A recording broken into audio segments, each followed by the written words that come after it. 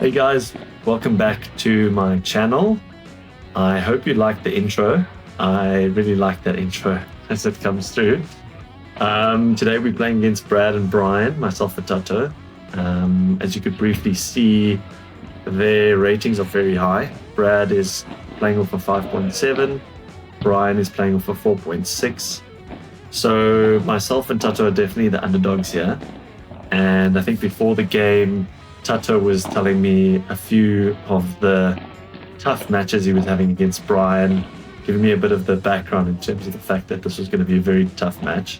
It was a friendly, and we decided, Tato and myself, we thought, look, let's just give these guys a go, see how we do. And yeah, I guess these guys are really good, so I thought I'd just highlight a couple of the things that happened in this match that maybe you guys can use in your next match. Yeah, look, I'll be upfront, we didn't win this one. If you're expecting strategies that will win, look, we got very close. We were breakdown, as you can see, in the first set, so we thought we were going to get absolutely smoked, but we actually managed to bring it back and take them to a tiebreaker in the first set. So I think we kind of started to do things correctly, and then the second set the wheels came off a bit for us. I think maybe we were just so chuffed with ourselves for getting to take them to a tiebreak in the first set that we kind of thought it would be a little bit easier. Also, what happened was, if you see here, Brad is playing on the right or left, playing on the backhand side, and Brian is playing on the forehand side. And Brad typically actually applies his trade playing on the forehand side. So when they swapped to the second set onto Brad being on the forehand side and Brian on the backhand side, short became very difficult. I think Brad was then in his zone. But yeah, I think the key thing that I wanted to tell you about this match was, yeah, just a few of the things Tato and I tried. So basically, I think you'll see here in the beginning stages, I think we're still sussing everybody out. Everything is kind of short and sweet. There's not a lot of tempo and momentum in the game. A lot of mistakes. I think what we chatted about, I think roughly around this time of the set, is that we could see that both Brad and Brian, both being tennis players, they were going to volley us out of the match if we kept them to volley. So what I said to Tato is, I said, listen, I think what we should do is, specifically on the second serve, we should give them lobs, because we were seeing that they weren't really finding their... you see, there's something that little something like that, gives us a little bit of an opportunity to think about it. If you see those volleys from Brian, they're just really good. I mean, they're just exceptionally good on the volley. So basically, what we decided is, we said, look, let's focus on getting some lobs back over their heads. We were never going to out volley them. So that was kind of point number one. So I think you'll see later on in this video, kind of round about the end of the first set, myself and Tato then kind of interchanged in terms of the different types of lobs. I think what's nice is, if you want to see two different lobs, this is a really good video to watch, because myself, I'm in the black, kind of bottom left of your screen. I use what they call a drive lob. I learned this the other day, but basically a drive lob is almost a bit of a lob that tries to get you to the net as quickly as possible. So it's a bit shorter, it's not as high. And then you see Tato, actually that's a good example. Tato is also employing a lob, but he's employing the high lob. And when I was chatting to a friend of mine, Pierre, about kind of their strategies when they were playing Diamond League finals, and they were getting coached by Willy Lahoz, who's one of the top Spanish guys. He was saying that they should employ, especially when playing in the indoor arena, is more the drive lob because it's shorter in terms of height, but manages to get you back. So I think that's a good example there, what Brian just played there, of that drive lob.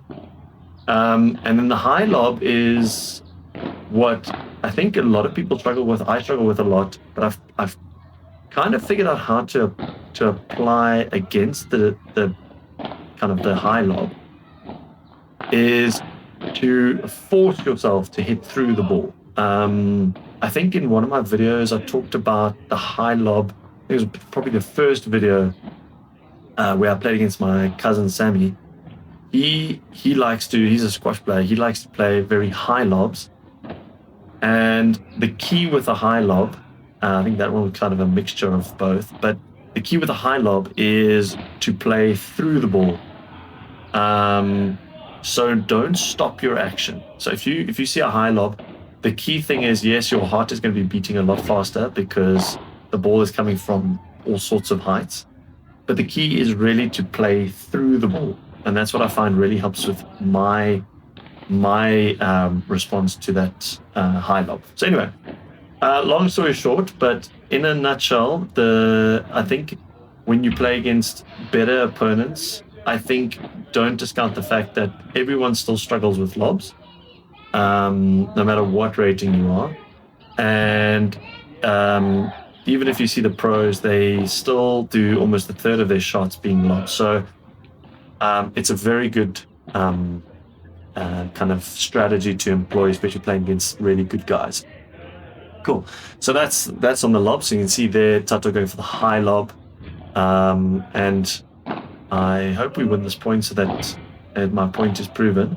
But if we don't,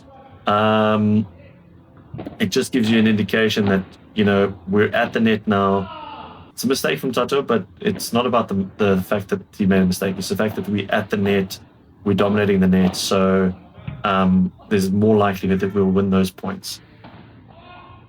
Okay, on to the second strategy. So I'm going to use Brian's serve here. So I think just follow Brian's serve. I cut out a few of the first serves that he missed. You'll see 2 balls lying on the net there. But key I wanted to point out here is, sorry Brian, I'm kind of using you as a test case here, but I know you won't mind because you won the game, so I'm hoping you'll be fine with me using this as an example. But I think the key is, if, I guess, Brian and Brad are serving for the set 5-4, I think Brian missed a couple of the first serves. And I think my takeaway from this was, when you are serving for crunch sets, or like crunch points, let's call it breakup, you're maybe 5-4 up serving for the set. The key here is, I think you need to be trying to get those first serves in. So I think that was a quick little rendition. Unfortunately, kind of for the purposes of demonstration, we won that game. So we now back into it. And I think the key is even really good players still suffer from getting tight when they are supposed to win games. So when you're serving 5-4 up, I guess the thing is you're supposed to win the game because you're serving. But I think I've been in so many of these situations, you get so tight, so nervous, and you start making mistakes on the first serve. And then the second serve comes and it's kind of just like a bonker that you just put back in. I mean, we've all done it, right? So I think what I would suggest is, if you are in a position where you should be holding, let's say you've gotten to the point, you've worked hard enough to get to the point where you're serving for hold the set, serving to, I don't know, win the match. What I would suggest is, and something I've employed in my game, is focus on getting those first serves in. Even if they aren't great, just get those first serves in, and it pushes the pressure back onto the other players. Cool. So that's strategy number 2. And I think strategy number 3 is good here that we've got Brad serving, because I wanted you to watch his volleying, is your first volley. I think Brad and Brian have got such a good volley that when they serve, their first volley is nice and deep. puts a lot of pressure back onto us. So I think this tiebreaker you can kind of watch to just see how the volleys are going, because I think both of them, Brian, and I mean, there's a great volley into the corner, and it sets the point up, and boom. So here, I mean, here's a good example of us not doing a great first volley because goes right through us. But I think the key is, and I'll put a link down of a guy I follow on YouTube who talks about the first volley and talks about the importance of the serve and the first volley, because it sets you up so well for the point. And I think that's something that I've been focusing on a lot, is get the first serve in and get yourself ready and make those first volleys. If you make those first volleys, you set yourself up really well for the rest of the point. So yeah, so I think those are the 3 strategies that we employed here. And look, they didn't work in terms of success, in terms of winning the match. But I think we can hold our heads up high, because we managed to take these guys to a tiebreaker.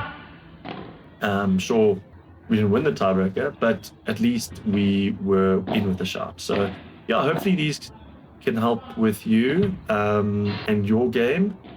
And I will post all the links of guys that I use in the description of the video. And yeah, please, if you like this, if you want me to talk more or less, or I'm not sure, I kind of ramble on a bit. Not really keeping to the script of YouTube where you try and give information in the space of 1 minute. So sorry about that. But if you do have any suggestions or anything you'd like to see more of, please drop me a comment in the channel or on the video. And yeah, drop me a like if you like the video. And yeah, hopefully see you on court. Thanks so much.